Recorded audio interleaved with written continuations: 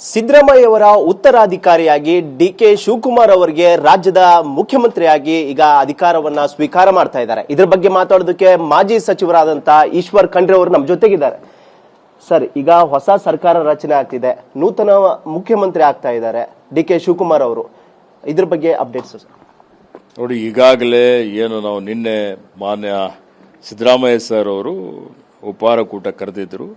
ಅದರಲ್ಲಿ ನಾವೆಲ್ಲ ಸಿದ್ದರಾಮಯ್ಯ ಸರ್ ಅವರಿಗೆ ಅವರೇನು ಸಾಧನೆ ಮಾಡಿದ್ದಾರೆ, ಅವರೇನು ನಮಗೆ ಮಾರ್ಗದರ್ಶನ ಮಾಡಿದ್ದಾರೆ, ಉತ್ತಮ ಆಡಳಿತ ಕೊಟ್ಟಿದ್ದಾರೆ, ಮತ್ತು ಇವತ್ತು ಏನು ನಮಗೆ ಸೂಚನೆ ಸಲಹೆಗಳನ್ನು ಕೊಟ್ಟಿದ್ದಾರೆ, ಅದಕ್ಕಾಗಿ ಅವರಿಗೆ ನಾವೆಲ್ಲರೂ ಇವತ್ತು ಒಮ್ಮತದಿಂದ ಧನ್ಯವಾದಗಳನ್ನು ಕೃತಜ್ಞತೆಗಳನ್ನು ಅರ್ಪಿಸಿದ್ದೇವೆ. ಮತ್ತು ಅವರು ಮುಂದಿನ ಸರ್ಕಾರಕ್ಕೂ ಸಹಿತ ಸರ್ಕಾರಕ್ಕೆ ಪಕ್ಷಕ್ಕೆ ಅವರ ಮಾರ್ಗದರ್ಶನದ ಅವಶ್ಯಕತೆ ಇದೆ ಅನ್ನುವಂಥ ಮಾತನ್ನು ಅವರಿಗೆ ಹೇಳಿದ್ದೇವೆ. ಅವರು ಕಾಲಕ್ಕೆ ನಮಗೆ ಮಾರ್ಗದರ್ಶನ ಮಾಡ್ತೇನೆ, ನಿಮ್ಮ ಜೊತೆಲಿ ಇರ್ತೇನೆ, ಪಕ್ಷ ಬಲವರ್ಧನೆ ಮಾಡ್ತೀವಿ ಅನ್ನುವಂಥ ಮಾತನ್ನು ಹೇಳಿದ್ದಾರೆ. ಅದೇ ರೀತಿಯಲ್ಲಿ ಮಾನ್ಯ ಡಿ.ಕೆ. ಶಿವಕುಮಾರ್ ಅವರಿಗೂ ಸಹಿತ ಅಭಿನಂದನೆಗಳನ್ನು ಸಲ್ಲಿಸಿದ್ದೇವೆ. ಮತ್ತು ಈಗಾಗಲೇ ವರಿಷ್ಠರು ತೀರ್ಮಾನವನ್ನು ಮಾಡಿದ್ದಾರೆ. ಉತ್ತಮವಾದಂಥ ಒಂದು ಸಚಿವ ಸಂಪುಟ ರಚನೆ ಮಾಡ್ತಾರೆ. ಮತ್ತು ನಮ್ಮ ಎದುರುಗಡೆ ಇನ್ನೂ ಅನೇಕ ಸವಾಲುಗಳಿದ್ದಾವೆ.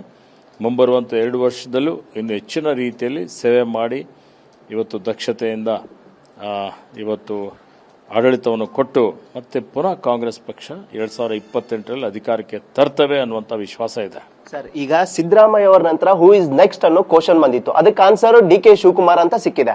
ಬಟ್ ಈಗ ಡಿ.ಕೆ. ಶಿವಕುಮಾರ್ ಅವರ ಆಡಳಿತದಲ್ಲಿ 4 ಮಂದಿ ಡಿ.ಸಿ.ಎಂ ಹುದ್ದೆ ಸೃಷ್ಟಿ ಮಾಡಬೇಕು ಅನ್ನೋ ಚರ್ಚೆ ನಡೀತಿದೆ. ಅದರಲ್ಲಿ ಪ್ರಮುಖವಾಗಿ ನೀವು ಕೂಡ ಆಕಾಂಕ್ಷಿ ಸರ್. ನೋಡಿ, ಈಗ ಡಿ.ಸಿ.ಎಂ ಹುದ್ದೆ ರಚನೆ ಮಾಡ್ತಾರೋ ಇಲ್ಲ ನನಗೆ ಗೊತ್ತಿಲ್ಲ, ಒಂದನೇದು. ಎರಡನೇದು, ಅರಣ್ಯ ಜೀವಿಶಾಸ್ತ್ರ ಮತ್ತು ಪರಿಸರ ಇಲಾಖೆ ಸಚಿವನಾಗಿ 3 ವರ್ಷದಲ್ಲಿ ಸಾಕಷ್ಟು ಸಾಧನೆಯನ್ನು ಮಾಡಿದ್ದೇನೆ.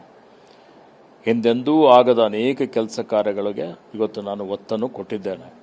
ಸಾವಿರಾರು ಕೋಟಿ ರೂಪಾಯಿ ಮೌಲ್ಯದ ಅರಣ್ಯ ಒತ್ತುವರಿ ಆಗಿದ್ದಂಥದ್ದು ಬೆಂಗಳೂರಿನಲ್ಲಿ ಸೇರಿಸಿಕೊಂಡು ಇವತ್ತು ನಾನು ಮರುವಶಪಡಿಸಿಕೊಳ್ಳುವಂಥ ಒಂದು ಕೆಲಸವನ್ನು ಮಾಡಿದ್ದೇವೆ. ಹೊಸ ವನ್ಯಜೀವಿ ಧಾಮ ಘೋಷಣೆ ಮಾಡಿದ್ದೇವೆ.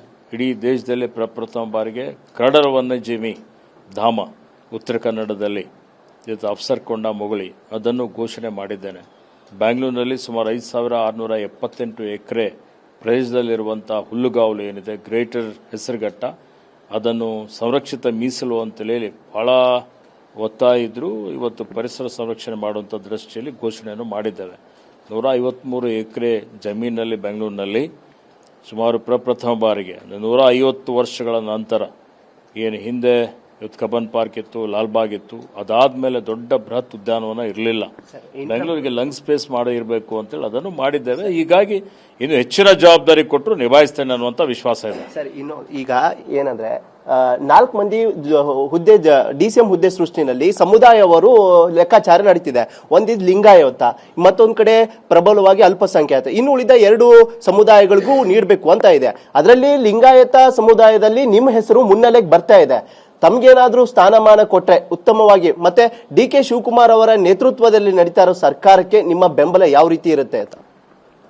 ನೋಡಿ, ಈಗಾಗಲೇ ನಾನು ಹೇಳಿದ್ದೇನೆ, ಕಾರ್ಯಾಧ್ಯಕ್ಷನಾಗಿ ರಾಜ್ಯದಾದ್ಯಂತ ಸುತ್ತಾಡಿ ಹಿಂದೆ ನಾವೆಲ್ಲ ವಿರೋಧ ಪಕ್ಷದಲ್ಲಿದ್ದಾಗ ಬಹಳಷ್ಟು ಕಾಂಗ್ರೆಸ್ ಪಕ್ಷ ಬಲವರ್ಧನೆ ಮಾಡಲಿಕ್ಕೆ ಶ್ರಮ ಮಾಡಿದ್ದೇನೆ. ಈಗ ಇನ್ನೂ ಹೆಚ್ಚಿನ ಒಂದು ಜವಾಬ್ದಾರಿ ಕೊಟ್ಟರು ಸಹಿತ ಇವತ್ತು ನಾವೆಲ್ಲರೂ ಸೇರಿ ಒಗ್ಗಟ್ಟಾಗಿ ಎಲ್ಲರನ್ನೂ ವಿಶ್ವಾಸದಲ್ಲಿ ತೆಗೆದುಕೊಂಡು, ಸಮುದಾಯವನ್ನು ವಿಶ್ವಾಸದಲ್ಲಿ ತೆಗೆದುಕೊಂಡು, ಯಾಕೆಂದರೆ ಲಿಂಗಾಯತ ಸಮುದಾಯ ಇದು ಪ್ರಬಲ ಸಮುದಾಯ. ಇವತ್ತು ಲಿಂಗಾಯತ ಸಮುದಾಯದಿಂದ ಸುಮಾರು 36 ಜನ ಶಾಸಕರು ಕಾಂಗ್ರೆಸ್ ಪಕ್ಷದಿಂದ ಗೆದ್ದು ಬಂದಿದ್ದಾರೆ. ಹೀಗಾಗಿ ಇವತ್ತು ಅವರ ಕೊಡುಗೆನೂ ಅಪಾರವಾದಂಥದ್ದಿದೆ ಎಲ್ಲರ ಜೊತೆಯಲ್ಲಿ. ನಮ್ಮ ಪಕ್ಷ ಸರ್ವರಿಗೂ ಸಮಬಾಳು ಸಮಪಾಲು ಎನ್ನುವಂಥ ಒಂದು ಆಧಾರದ ಮೇಲೆ ಇವತ್ತು ನಾವೆಲ್ಲರಿಗೂ ಪ್ರಾತಿನಿಧ್ಯ ಕೊಡುವಂಥ ಕೆಲಸವನ್ನು ಮಾಡಿದ್ದೇವೆ. ಎಲ್ಲರಿಗೂ ಕಾರ್ಯಕ್ರಮಗಳನ್ನು ಕೊಟ್ಟಿದ್ದೇವೆ. ಅದೇ ರೀತಿಯಲ್ಲಿ ಇವತ್ತು ಲಿಂಗಾಯತ ಸಮುದಾಯಕ್ಕೂ ಸಹಿತ ಪ್ರಾಪರಾಗಿ ರಿಪ್ರೆಸೆಂಟೇಷನ್ ಕೊಡಬೇಕು ಅನ್ನುವಂಥದ್ದು ಇವತ್ತು ಸಮುದಾಯದವರ ಅಭಿಪ್ರಾಯ ಆಗಿದೆ, ಒಂದು ಅಭಿಲಾಷೆ ಆಗಿದೆ. ಹೀಗಾಗಿ ಅಖಿಲ ಭಾರತ ವೀರಶೈವ ಲಿಂಗಾಯತ ಮಹಾಸಭೆ ಅಧ್ಯಕ್ಷನಾಗಿಯೂ ಇವತ್ತು ಸೂಕ್ತ ಪ್ರಾತಿನಿಧ್ಯ ಕೊಡಬೇಕು ಅನ್ನುವಂಥ ವಿನಂತಿಯನ್ನು ಮಾಡಿದ್ದೇನೆ ಎಲ್ಲ ಹಂತದಲ್ಲಿ.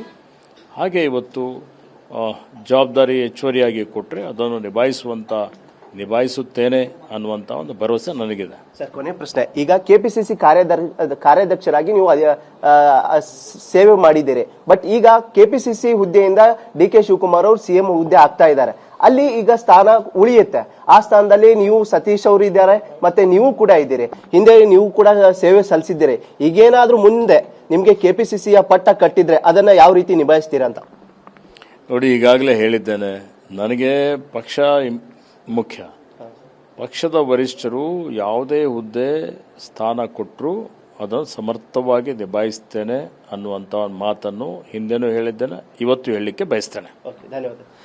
ಇದಿಷ್ಟು ಮಾಜಿ ಸಚಿವರು ಈಶ್ವರ್ ಖಂಡ್ರೆ ಅವರು ಆಡಿದ ಮಾತು. ಕ್ಯಾಮರಾ ಪರ್ಸನ್ ಮುತ್ತು ಜೊತೆ ಈರಣ್ಣ ಬಸ್ವಾ, TV9 ಬೆಂಗಳೂರು.